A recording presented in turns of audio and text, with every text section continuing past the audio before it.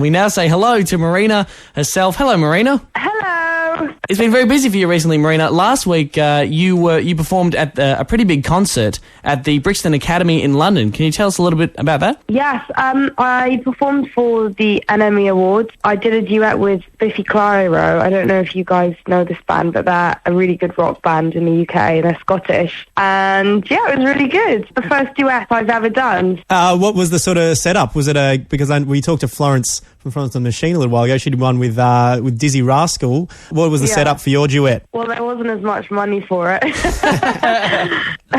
Because for Florence, she did it at the Brit Awards, which is, obviously bigger than the NME Awards in size anyway.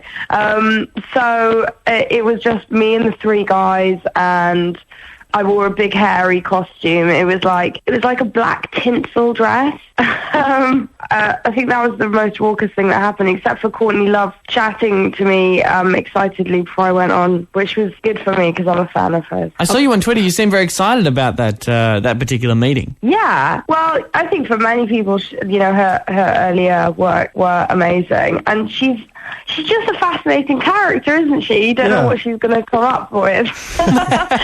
What sort of questions did she come up with when she talked to you? Well, she was just talking about my single Hollywood, and, without expletives, she was just saying how she can't stop writing songs about LA, the past 10 years. But very interesting character. And she smelled of incense. That's weird. Yeah. It was like some amazing, I don't know, perfume. But, yeah. But the whole night was very good. I guess writing about a Hollywood, and I guess, Courtney Love had that track Celebrity Ski, and I guess there are similarities or parallels to your album, The Family Jewels. You've described it as an album about what not to be, and there's a lot of tracks on there like Obsessions and Hollywood and that kind of stuff, and Champagne. Girls would be another one, I guess. Girls. Can you tell us a little bit about what you're trying to say with the album, or how it came about, how you came about writing it? Well, it was written over 2 years. I would say there's a lot of irony and sarcasm, I suppose, to it. So I hope people get that, because if they don't, they'll probably think I'm a horrible person. Have you heard Marina and the Diamonds? She's such a bitch. Can you say that on morning radio? Oh, man. Certainly can, Marina. This is Australia. We can go nuts. Go on, say something. Say something controversial. Go, say it. Say it, Marina. No one in your hometown's listening. Just go nuts. I'm scared. Terrified. But yeah, I think the main theme of this album was ambition and drive and wanting to be a success, because that's what I was obsessed with for 5 years. Actually, for more, I would say about 10 years, thinking of it every hour of every day, for every month, for every year. And that eventually drives you crazy. Just sort of wanting to be a celebrity?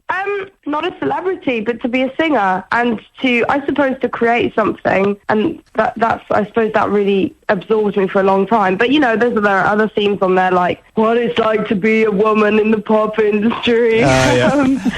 It's all that kind of thing. And I suppose celebrity culture is interesting. Society is interesting. America is weird and interesting.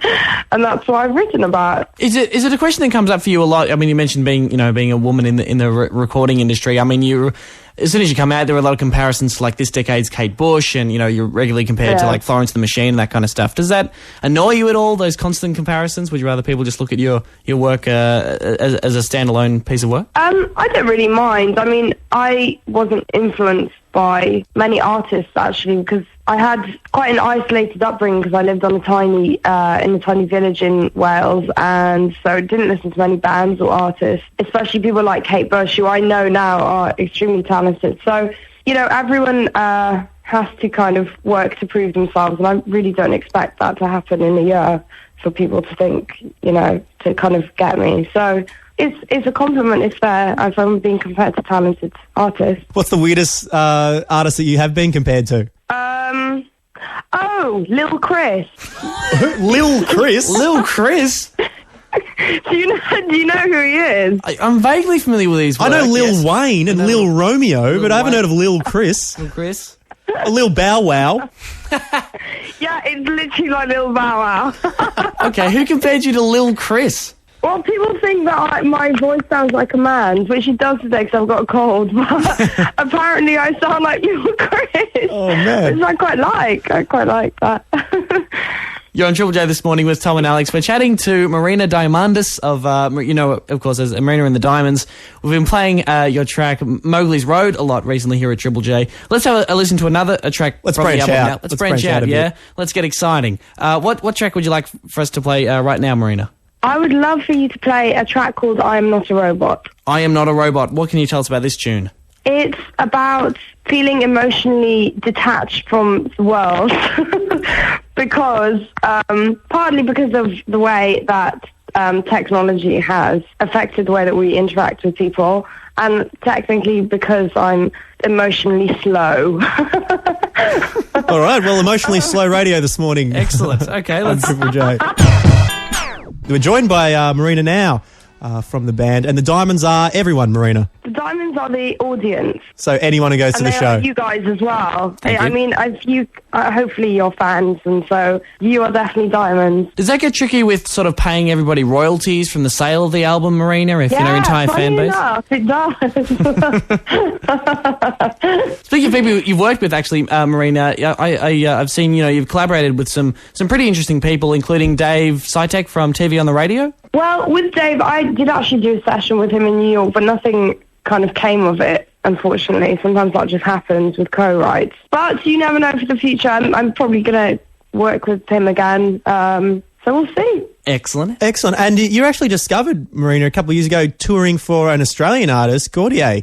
Yeah, he's amazing. He's really, really good. I love him. Is he pretty well known in the UK? Well, no, not really. I just wanted to ask you, is he big in Australia? I'm taking it that he's massive.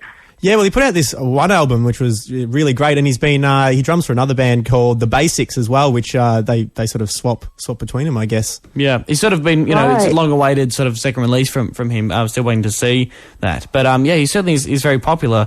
And how did you hook up with him? How did you come to be supporting Gautier? I think he's fantastic. Basically, one of my good friends, which I didn't know at the time, was scouting, and he found me on a website, and he was like the first ever person to blog about me, and he ended up creating Neon Gold Records, which put out my first single, and he just knew this guy who needed an opener for the show, and they said, hey Marina, we'll pay you 40 quid if you play, and I was like, alright then. I was really poor.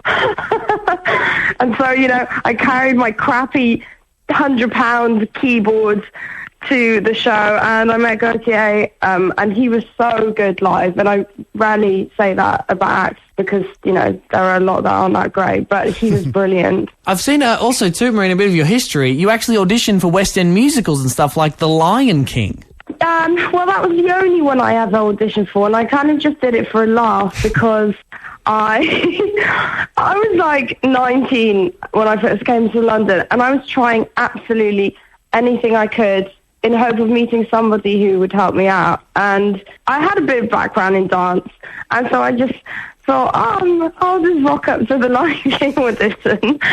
Obviously, I didn't get anywhere with it, but I tried like a reggae boy band audition to try and meet an A&R manager at Virgin Records, and like tons of stuff. I didn't really have any fear. Is that what you'd recommend to anyone? Have anything to lose. Sure. Is that what you'd recommend to anyone trying to get a album out, such as yours? Oh, absolutely not. Sure.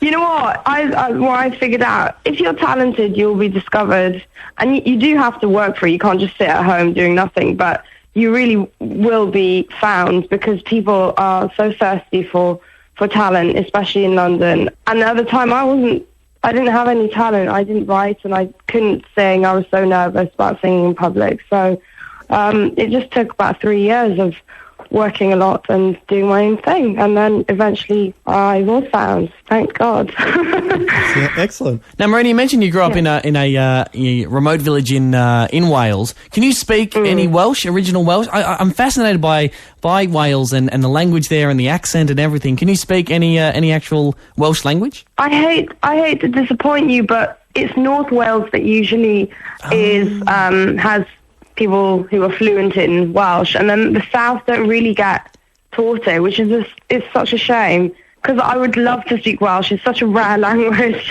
But no, I don't. I speak Greek and I speak English, and that's about it. Great. And what's plans for you next? I guess you'll be touring a lot of the songs off the Family Jewels. Are there any plans of coming to Australia at all? Do you know what? You guys have to tell my label to bring me over. We'll have a word. I would love to come. But apparently it's like next January that I'm coming over. Oh, well, we can look forward to that. That's exciting. Is that something that's been confirmed, sort of for the summer festivals and that kind of thing? Yeah, definitely. I mean, I would hope so. But the rest of the year is just a hell of a lot of touring and promoting, and then hopefully writing new stuff as well, just to keep on going. Excuses, Marina. Well, it's a long time to wait, but hopefully it'll be worth the wait, Marina. You'll bring a great show out. Yeah. Yes. And, we look forward to catching up with you then. Great. Thanks so much for having a chat to us this morning, Marina. Marina Diamandis from Marina and the Diamonds. It's been lovely chatting. Thanks very much. Thank you. Bye-bye.